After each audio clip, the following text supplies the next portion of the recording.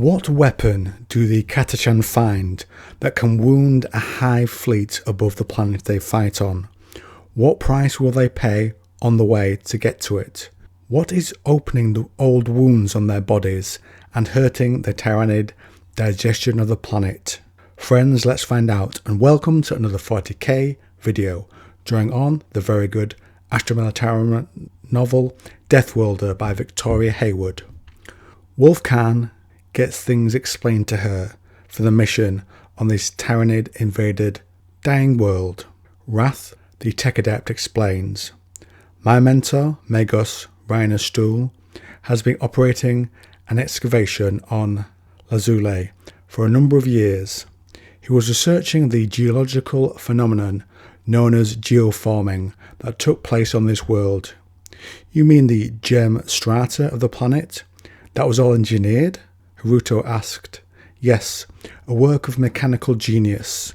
There is no natural geological process that would account for the particular strata of minerals evident here. Furthermore, Lazul's precious stones show evidence of design, the absence of nitrogen in its diamonds and the presence of synthetic inclusions, for example. They know also that the Archeotech device is ancient, older than the world in its current form.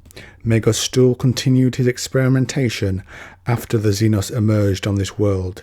He noted that certain operations of the Archeotech resulted in the death of Tyranid spores surrounding his compound. So it might hurt the Tyranids, and it's decided it's worth going to investigate. Wolf Khan gives a speech to the Catachans before they leave. "Every one of you knows what it is to face death, and every one of you does it with the relish of a fighter forged on Catachan. The jungle made us, and the jungle will take us, but we'll give it a bloody good fight first," she roared.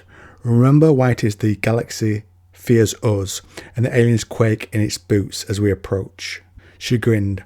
"A Catachan devil once stung our people's hero, Sly Marbo. After 5 days of agonizing pain, like Chuck Norris, the Catachan devil died." So led by Wolf Khan, a group of the mostly Catachan team go to find the device.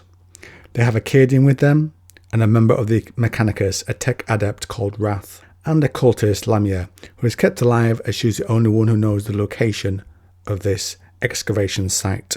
They face not only the Tyranids, but the slowly changing environment of the planet, as the Tyranids take the biomass they need from it. It rains and there are microscopic bioforms in that rain. The tech adept suggests they function like digestive fluids. There are Tyranids, half full of human flesh, throwing themselves into the sea of digestive juices. The cultist, as she goes with them, does not see sense and is lost to the team when she visits a gene stealer that calls her and kills her. But the team is near and they can work out the route. The Cadian, after seeing many dead from the regiment, says the weight of the fight is on her and that every Catachan fights for their honour. Khan laughs. She says the Cadians do not understand. Sly Marbo works by himself, but he's never alone. None of us are. We stand shoulder to shoulder with every Catachan who ever lived and died. Behind us stand the ghosts of the first, humans who learned to live on our death world, the first settler who killed a Catachan devil, the first ancestor who fought a brain leaf and survived. Because of them, we know how to survive. We know we are never alone. Do you understand? Nobody can make it by themselves. We owe everything to those who went before us and those who stand with us." They approach a city which they need to get through, with a Tyranid so large it's wrecking the city. They approach it on the 40k equivalent of a train dubbed a maglev that carries the planet's minerals when it's not been invaded by Tyranids. And to get past it, one of them throws a promethium barrel whilst another flames it, blasting a hole in the Xenos' jaw, and the maglev shoots past. They see that despite their victory, other Tyranids come out of the city killer and are after them. Khan fights a Tyranid on top of the maglev with her chainsword and gun. Her arm is skewered and her gun lost, but she manages to remove a wing from the Nid, and she ends the fight by basically drop kicking it off the top of the maglev, and it falls and dies. As they travel, Khan notices that her old wounds are opening and looking rather fresh, as if they've just happened. The adept suggests it's from the pre-digestive function of the microxenos. And after this, at last, they reach the lab complex and try to find Magos' stool. The Tyranid fauna around the area is less than elsewhere.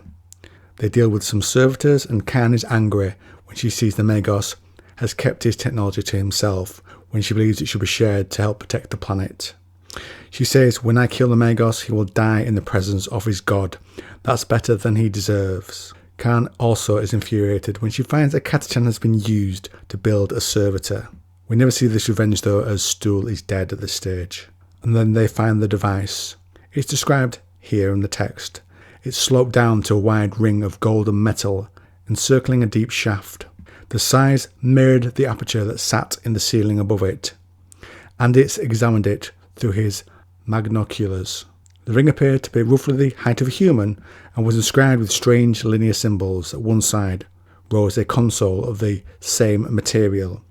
Rigged alongside it were Mechanicus machines, terminal banks and coils of wire and monitors, crawling into and around the ancient technology. Above the ring and chasm rose a skeleton scaffold framework of Martian manufacture, clusters of flood lumens illuminating the machine below, immobile servitors hanging in work cradles, and all spectre rays inactive and silent. On the far side of the dome sat an exotic shuttle painted in Martian livery. The tech adept says the device is powered from the planet's core, and a megaswarm is converging on their position. The device is an engine of creation. It's a world maker. The Catachans and the Cadians are frustrated it's not a weapon and want to leave. The adept wants to get some info and maybe part of the device before they go. He's pointed out it has the power to restore dead worlds. It could be used on every world the Hive Fleet scours dead. They see bodies nearby have been taken apart, both Tyranids and humans. The creation engine did this, as the tech adept tells the team. The purpose of the machine is to terraform, to create a suitable environment from an unsuitable one. It starts by using the material furthest from the life it is designed to function. Hiroto nodded. So the initial results would have made it appear it was targeting the Tyranids, correct. The Magos siphoned off a tiny fragment of the device's energy to experiment with. He evidently discovered in a terminal way that it cannot be actively directed in such a manner. They set the device to make everything, as it builds new things by destroying old ones, though Khan regrets all the death it will cause of the people she's fought with. But they will die anyway, and it will stop exterminators of the system. The machine wakes. They get some data and a little part of the machine. Wraith stays behind to fully activate the device. Khan and the others escape. As they lift off, the super swarm surrounds the site, and as they lift into the atmosphere, the device begins to unmake the Tyranid fleet. A small victory. There's some data and a little of the device with them. The tiny vulnerable speck of the Martian shuttle moves between the drifts of scattered Xenos and out into the starfields beyond. The wounded Hive Fleet drifts away, gathering the remaining masses of individual Xenos into a single terrible shoal that slowly swims off into the darkness of space, its destination unknown, leaving their corrupted dead to float in orbit.